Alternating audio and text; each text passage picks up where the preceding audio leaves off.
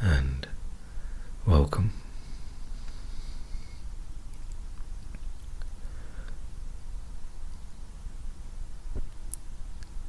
This week has been another challenging week.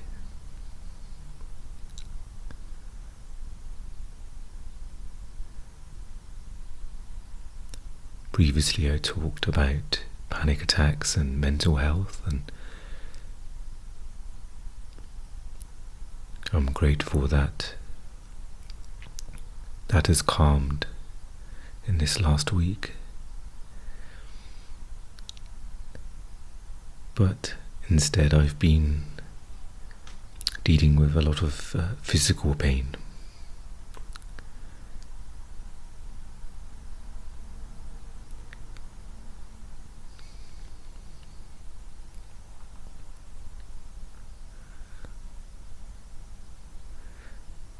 Maybe you can look at your week and see it as challenging, difficult, painful.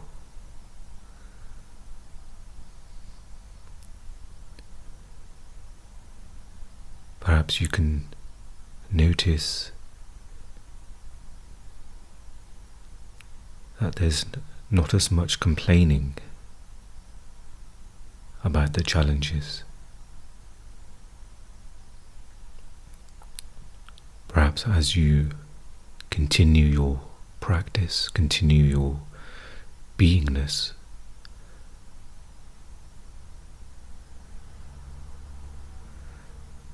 a shift can be seen of allowing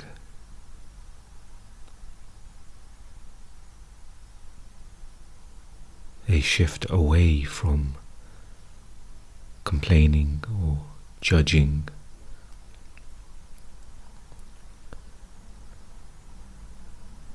commentary.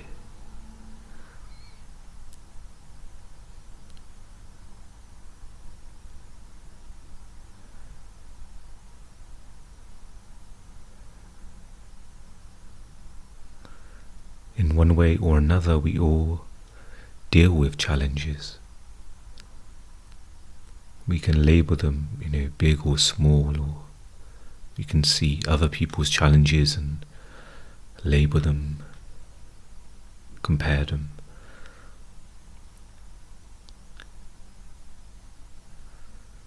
But life is challenging.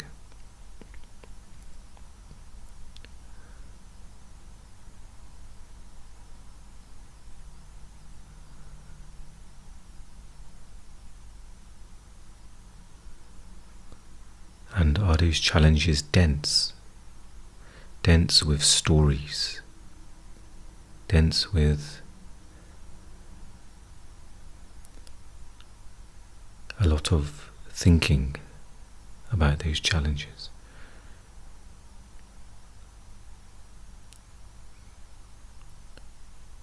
And do we carry that density with us as we go about our lives?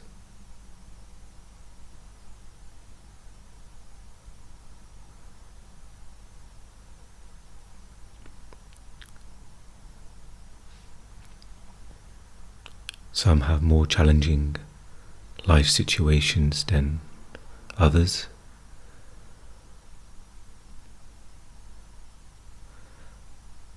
But we can all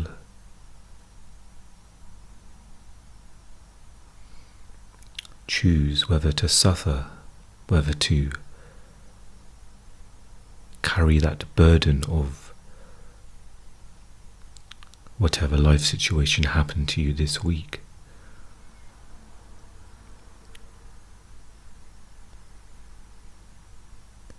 And these things become clearer in our observation of not just ourselves but others as well. And I use the word observation, where you're not judging this person, thinking, oh, there they go again, being unconscious or creating more suffering for themselves, and you're internally shaking your head. No, it's it's just a observation. You're simply noting the pattern of suffering. Someone may tell you an in-depth and detailed story that's full of charge, that's full of emotion, and you can see in their face, their body, the weight that they're carrying. Added weight, extra weight. We can all go through a challenging life situation. Somebody may pass away or have serious health problems, or there's a breakup in a relationship, whether it's a intimate relationship or a breakup within the family. Lots of challenges. But are you adding to that? Are you adding suffering to that pain?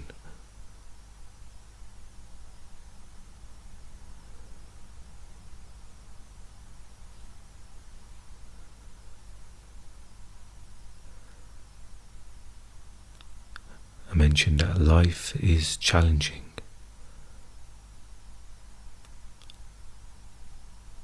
One of the quickest ways of suffering to emerge is by having the thought that life should be serving you.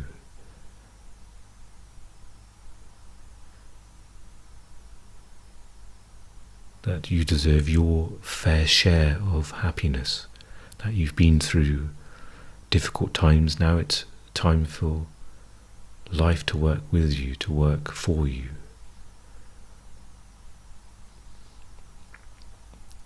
And again, you're in the world of polarity.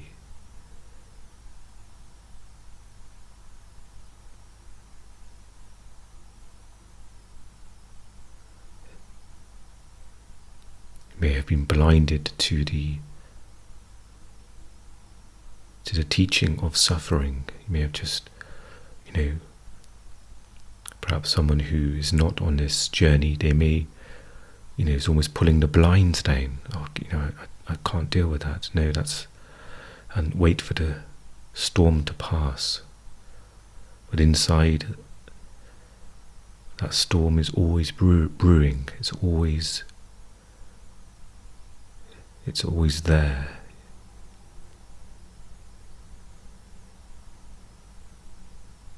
And it will just be a matter of time before that comes up again.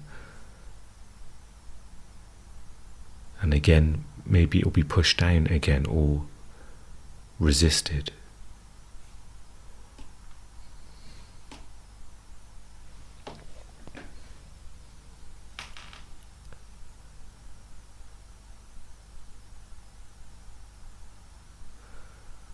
So with this physical pain,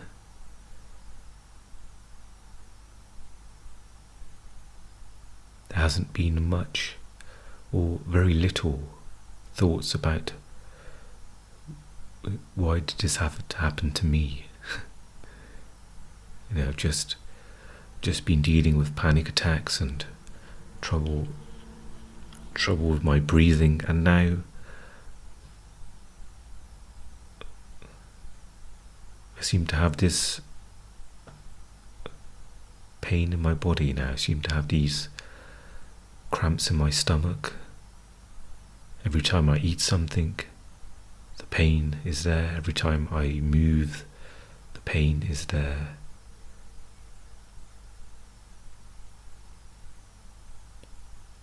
And you can quickly see how even a little bit of complaining can quickly gain some momentum to that.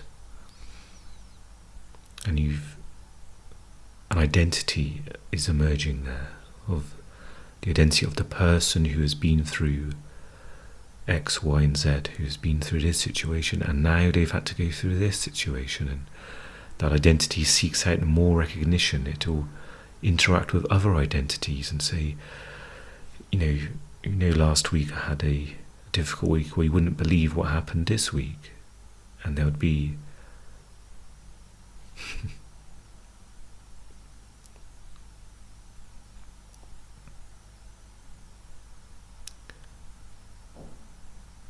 So what challenges have you had in your week, and how have you responded to them, or have you reacted to them? Reacted meaning unconsciously thought about them, verbalized them, complained, or responded in regards to resting your attention and allowing that challenge to be as it is. And if necessary, if action was taken, was it taken from the place of centeredness, or was it an emotional reaction?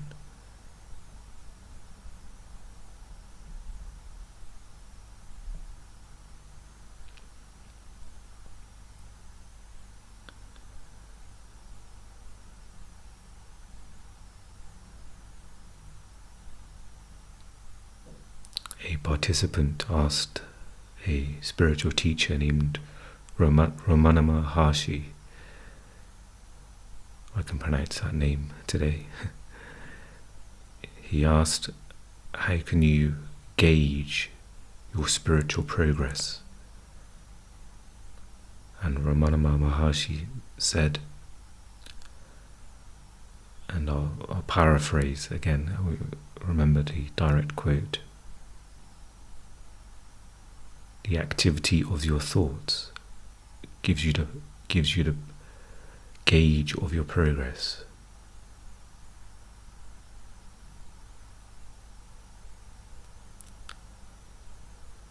So the activity of your thoughts, so the absence of thinking. For some people that may occur several times in a day, maybe in the morning, maybe there's some conscious practice, some conscious meditation where there's an active practice of no thinking. Or there are moments in the day where there's awareness there and there's no thought is needed, no thought is being created.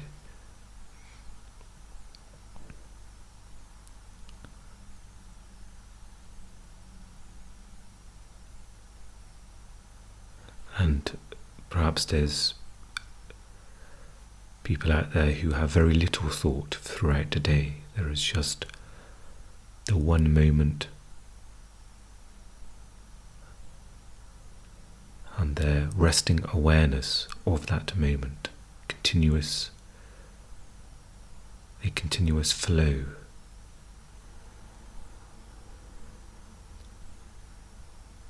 Without the voice in the head.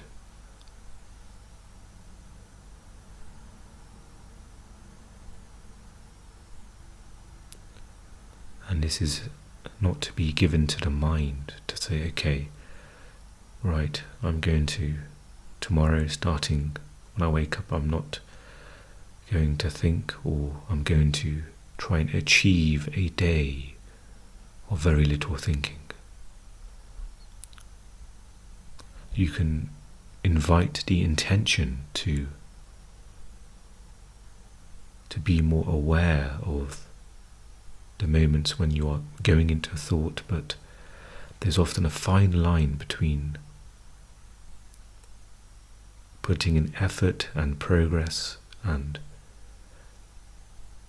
achievement, and it can be tricky, because before you know it, you'll be in your mind and there'll be something to achieve and complete. And that will have a momentum of itself.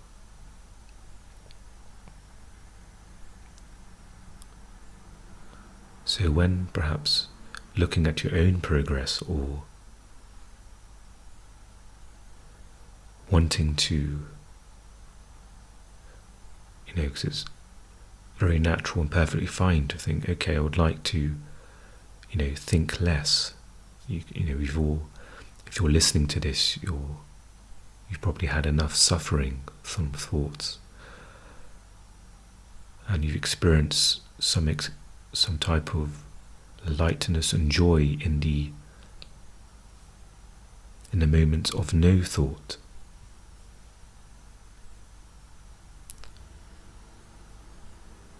But it's perhaps approaching that intention gently. There's no, if you think about today's achievers, whether it's, big companies or anything in the arts, there's often a very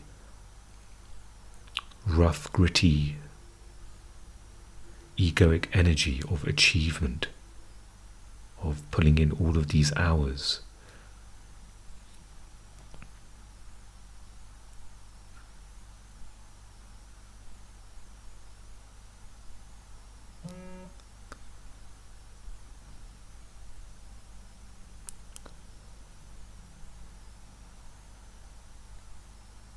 And that's part of our conditioning as well. We've been surrounded by this.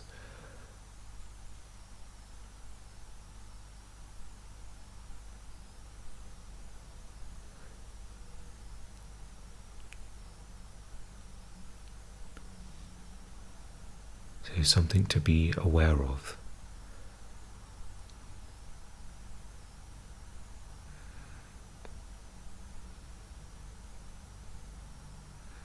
So just a moment of being still, or a moment of allowing.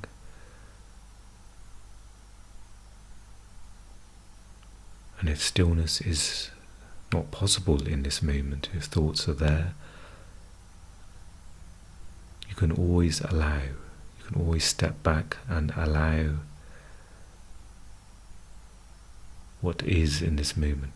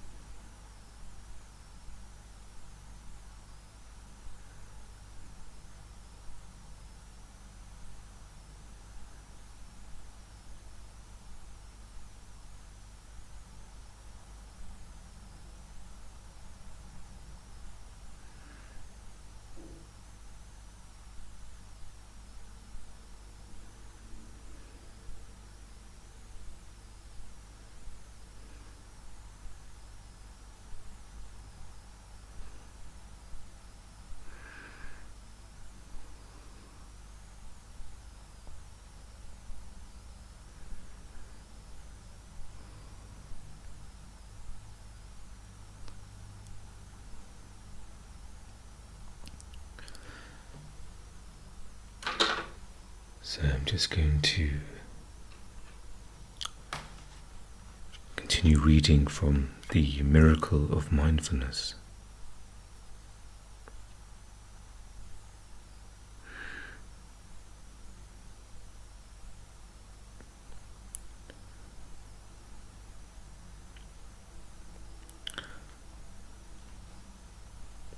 And we are on part 4, and the title of the passage here is called The Pebble.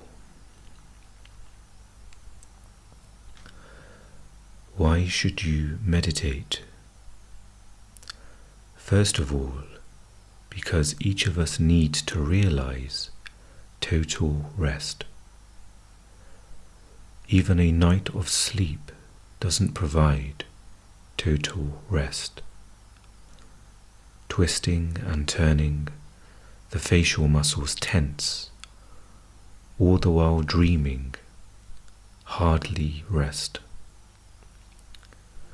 Nor is lying down rest when you still feel restless and twist and turn. Lying on your back with your arms and legs straight but not stiff, your head unsupported by a pillow. This is a good position to practice breathing and to relax all the muscles. But this way, it is also easier to fall asleep. You cannot go as far in meditation lying down as by sitting. It is possible to find total rest in a sitting position and in turn to advance deeper in meditation in order to resolve the worries and troubles that upset and block your consciousness. Among our workers in Vietnam, there are many who can sit in the lotus position, the left foot placed on the right thigh and the right foot placed on the left thigh. Others can sit in the half lotus, the left foot placed on the right thigh or the right foot placed on the left thigh. In our meditation class in Paris, there are people who do not feel comfortable in either of the above two positions, and so I have shown them how to sit in the Japanese manner, the knees bent, resting on their two legs.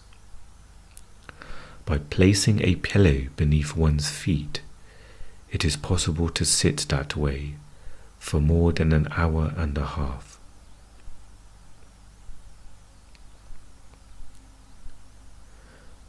Even so, anyone can learn to sit in the half lotus, though at the beginning it may be somewhat painful.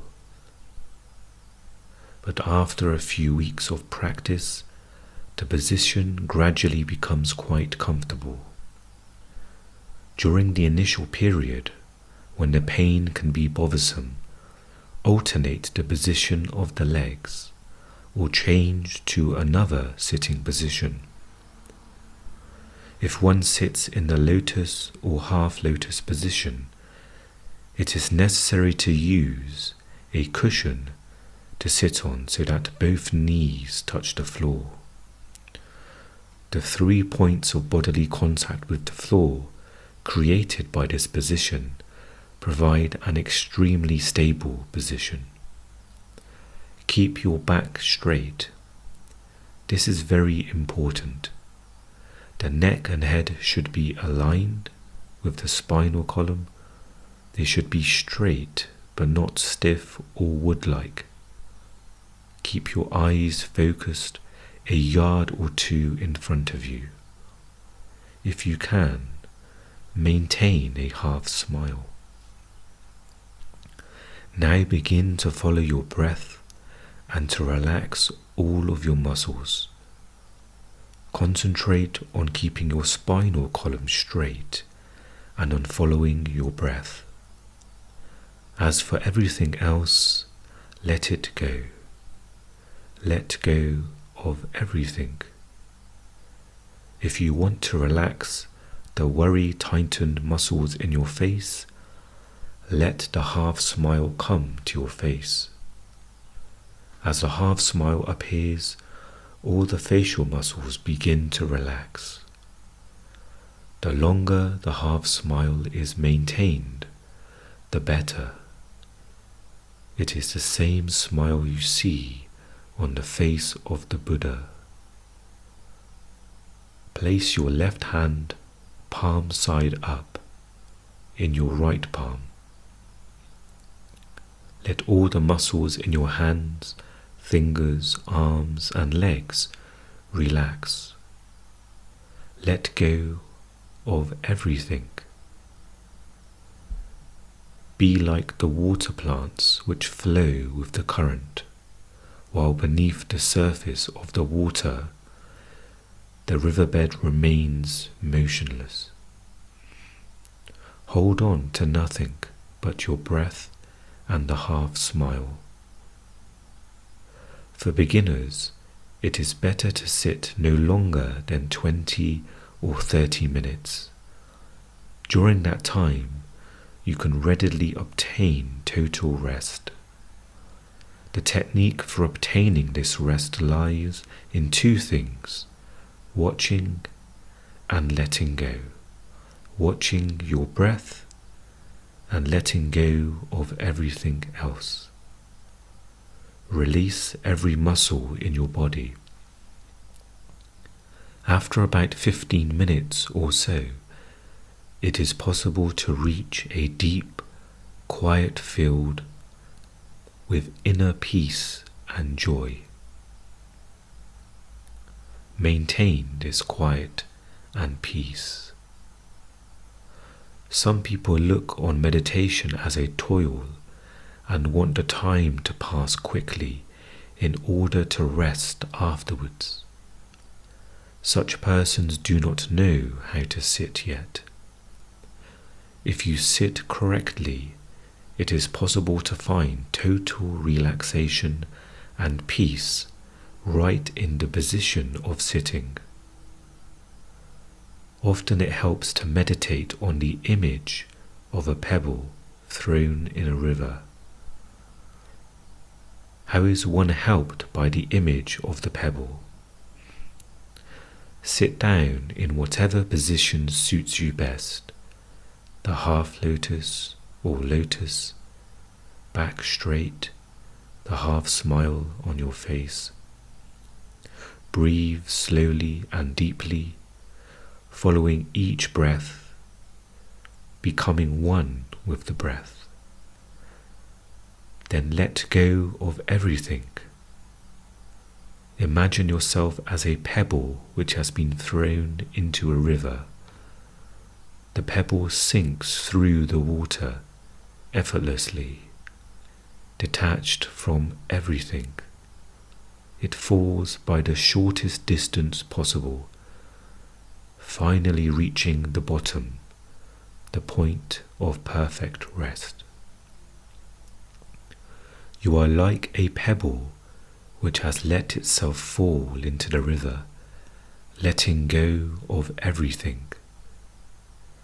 At the center of your being is your breath. You don't need to know the length of time it takes before reaching the point of complete rest on the bed of fine sand beneath the water. When you feel yourself resting like a pebble which has reached the riverbed, that is the point when you begin to find your own rest.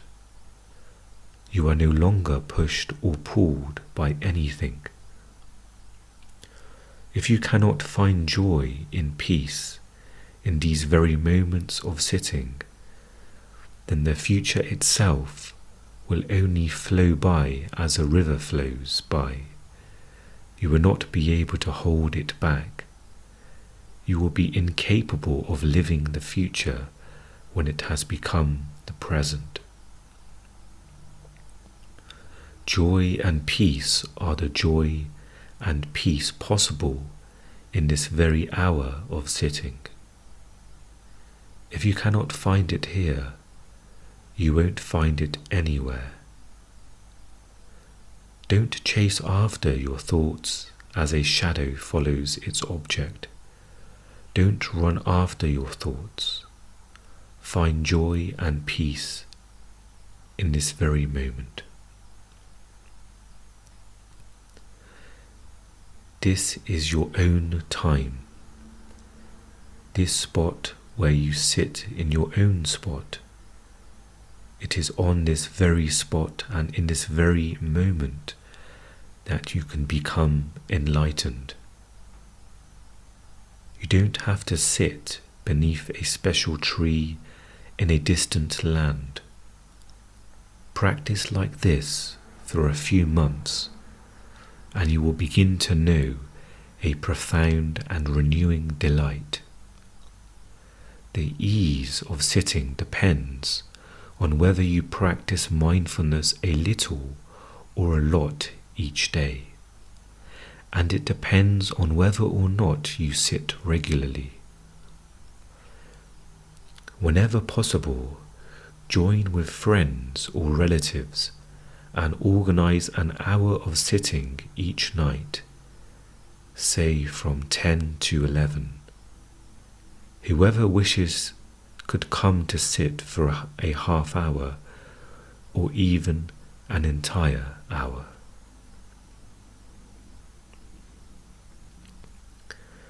So I'm going to leave it there, more so because I'm feeling quite tired at the moment. With my physical ailments, it seems to be draining my energy, and I think what we've read is something we can absorb and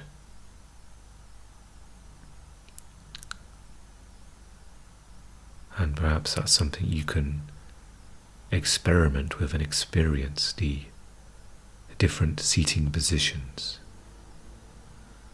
That's something I may try as well.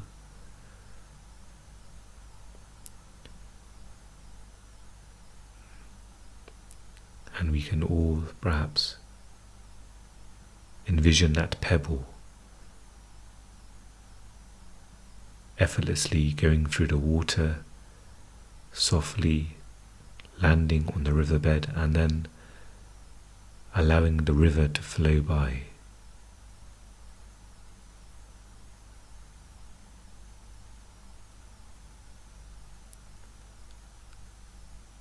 Of course, this relates to the flow of life, and the pebble being our awareness, the observer, where life is dynamic, it's changing, it's flowing, but there is the stillness underneath, the stillness that encompasses, that is this space where life flows. Thank you for joining me for today's episode. I wish you well, and I'll speak to you again very soon.